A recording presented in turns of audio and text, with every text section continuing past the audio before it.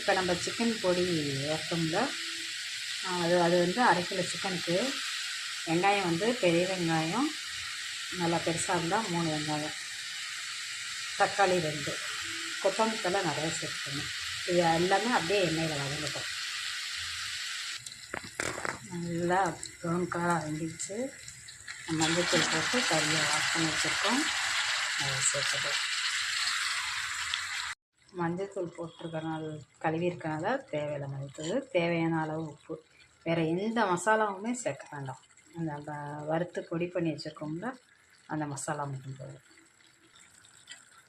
இஞ்சி பூண்டு paste 1 spoon போட்டுக்கலாம்.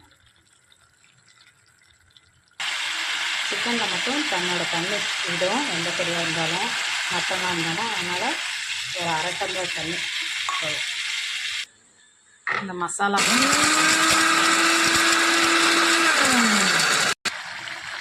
கறி நல்லா வந்துருச்சு. அரைச்சி சேர்த்த மசாலா கொரக்குறன்னு இருந்தாலே பரவாயில்ல. எப்படி மசாலா கதன்னு வந்துருச்சா? அப்படியே மனம் வாசனை கூப்பிடு. டேஸ்ட்டும் பக்காவாக இருக்கும். சப்பாத்திக்கு, தோசைக்கு, இட்லிக்கு எல்லாத்துக்குமே. அப்புறம் நெய்ச்சோறு, பிரியாணி எல்லாத்துக்குமே, தயிர் சாதம் எல்லாத்துக்குமே காம்பினேஷன் சூப்பராக இருக்கும். நீங்களே ட்ரை பண்ணி பாருங்கள், ஓகேங்களா? ட்ரை பண்ணி பார்த்துட்டு எப்படி இருந்துச்சுன்னு சொல்லுங்கள். Okay, thank you.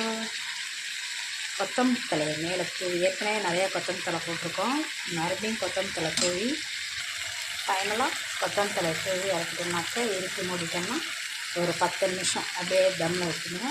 செம்மையாக வாசமாக இருக்கும். ஓகே, பார்த்துட்டு எப்படி இருக்குன்னு சொல்லுங்கள்.